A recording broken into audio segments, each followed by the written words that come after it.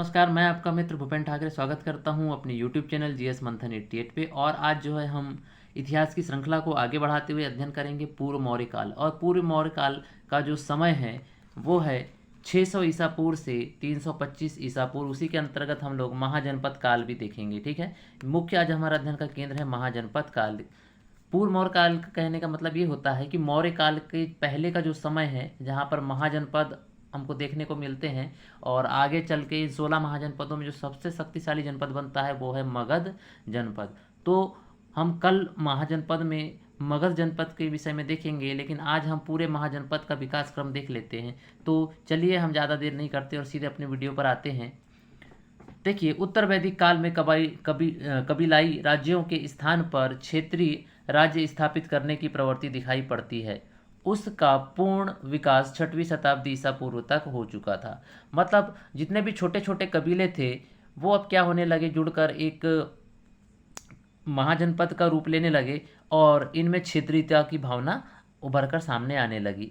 बात यह है। अब हम लोग देखते हैं कि महाजनपद काल का जो स्रोत है वो हमको कहाँ कहाँ मिलता है। वो है ब्राह्मण स्रोत, कुछ बुद्ध स्रोत भी हैं, जैन स्रोत भी है, और उत्तरी काली चमकीली मृत भांड। ये सारे स्रोत हैं जहाँ से हमको महाजनपद काल के विषय में जानने को मिलता है। अब वेदांग साहित्य का विकास यहीं पे हुआ है। याद रखिएगा, महाजनपद काल के दौरान ही वेदांग साहित्य का विकास होता है। तो हमने कल बताए थे कि वेदांग मतलब वेदों के अंग। वेद के कितने अंग होते हैं? 6 अंग होते हैं। और उसके अलावा त्रिपिटक साहित्य, बौद्धों में त्रिपिटक साहित्य होते हैं। और त्रिपिटक कितने होते हैं? 3। त्रिधन पिटक। तो इसमें कौन कौन से पिटक होते हैं? विनय पिटक, सुत्त पिटक और अधिधम पिटक। विनय पिटक जो है संघ के नियमों की जानकारी देता है। मतलब बौद्धों में संघ होता है, उस संघ के विषय की जानकारी कौन देता है?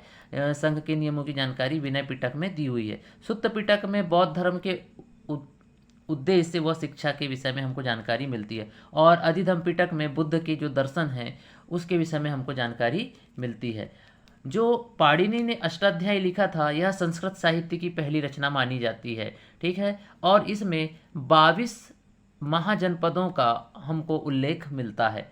ठीक, लेकिन हमको कितने पढ़ना? 16 ही पढ़ना है। ठीक, वर्ण जातियों में परिवर्तित होने लगे। मतलब वर्ण जो थी वो जातियों में परिवर्तित होने लगी। पहले वर्ण थे 4 वर्ण, ब्राह्मण, क्षत्रिय, वैश्य और शूद्र। अब ये काय में तब्दील होने लगे, जातियों में बदलने लगे। ठीक है, जातियों का आधार कर्म ना होकर जन्म रह गया। पहले कर्म आधारित व्यवस्था थी कि कोई भी व्यक्ति कोई भी काम कर सकता था, लेकिन अब यहाँ पर क्या हो गया कि अगर कोई नाई का बेटा है तो नाई ही बनेगा और पंडित का बेटा है तो पंडित ही बनेगा। इस टाइप की व्यवस्था हमको महाजनपद काल में देखने को मिलती है। ठीक,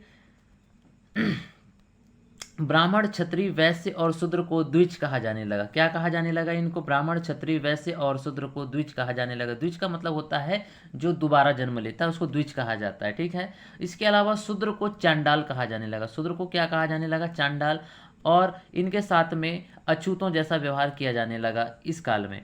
ग्रह सूत्र है एक रचना, इसमें 16 संस्कार और 8 विवाह के विषय में चर्चा होती है। ठीक है, ग्रह सूत्र में 16 संस्कार हिंदुओं के और 8 विवाह की जो है मान्यता यहाँ पर हमको देखने को मिलती है कि 8 प्रकार के विवाह होते हैं। महाजनपद के जो प्रमाण हैं, 16 महाजनपद हैं, उनके जो हमको प्रमाण है कहाँ कहाँ से विशेष रूप से देखने को मिलते हैं? बौद्ध धर्म और जैन धर्म। तो बौद्ध धर्म में अंगुत्तर निकाय है और जैन धर्म में भगवती सूत्र हैं। ये 2 ऐसे ग्रंथ हैं, बौद्ध धर्म का अंगुत्तर निकाय ग्रंथ और जैन धर्म का भगवती सूत्र ग्रंथ। ये दोनों से हमको जो है महाजनपद के विषय में जानकारी मिलती है। और कितने महाजनपद हैं? 16 महाजनपद हैं। ठीक है, वैश्यावृत्ति का उद्भव हुआ। इस काल में क्या हुआ कि वैश्यावृत्ति का उद्भव हुआ, अर्थात महिलाओं की स्थिति धीरे धीरे करके समाज में बहुत खराब होने लगी। अब हम लोग 16 महाजनपद देख लेते हैं। 16 महाजनपद के लिए देखिए एक ट्रिक है। ये ट्रिक मेरी नहीं है क्योंकि ये आपको यूट्यूब में भी अन्य कहीं भी देखने को मिल जाएगी। अब अपाचे का गाँव कुसुम को कम आम देगा। क्या? अब अपाचे का गाँव कुसुम को कम आम देगा।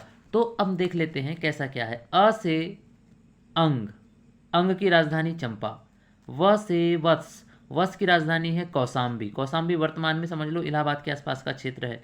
अ से अवंती, अवंती मतलब अवंती, अ से क्या हो गया? अवंती हो गया। अवंती की जो उत्तरी राजधानी थी वो थी उज्जैन और इसकी दक्षिणी राजधानी थी माहिष्मती।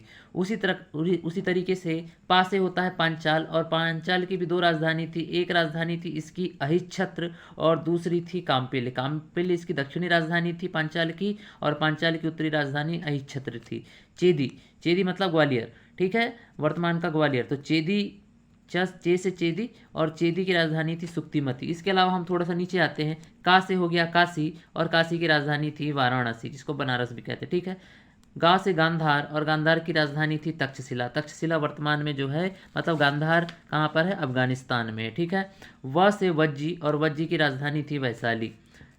कु से कुरु, और कुरु की राजधानी थी इंद्रप्रस्थ। इंद्रप्रस्थ मतलब वर्तमान का दिल्ली का क्षेत्र, ठीक है।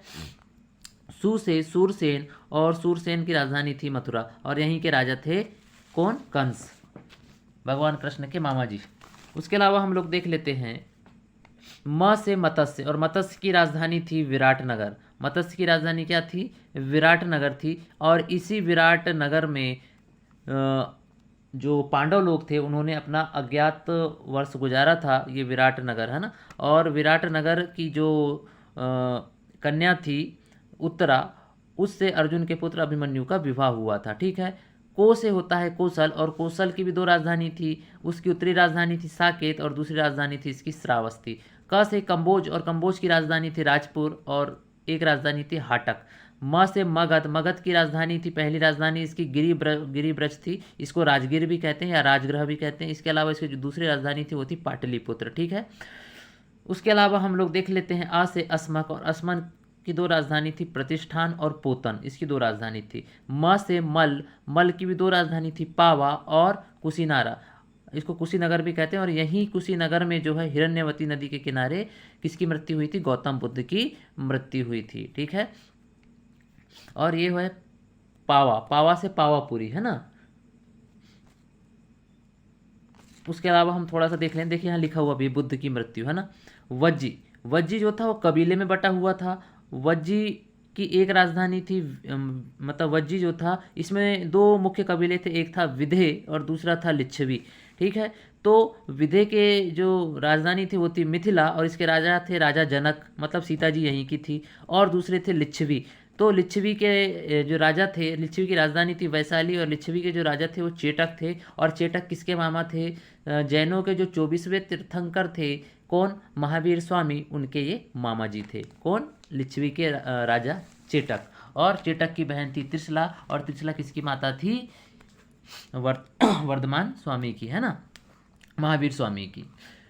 वर्तमान में कंबोज व गांधार क्रमशः पाकिस्तान व अफगानिस्तान में, तो कंबोज कहाँ है, पाकिस्तान में, और गांधार कहाँ है, अफगानिस्तान में। मतलब 16 महाजनपदों में 2 महाजनपद ऐसे हैं जो भारत से बाहर हैं वर्तमान में।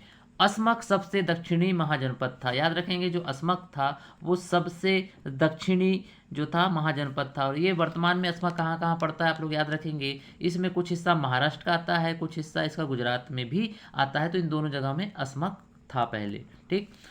तो आज के लिए हम इतना ही रखते हैं और मिलते हैं फिर नेक्स्ट वीडियो में। जय हिंद, जय भारत।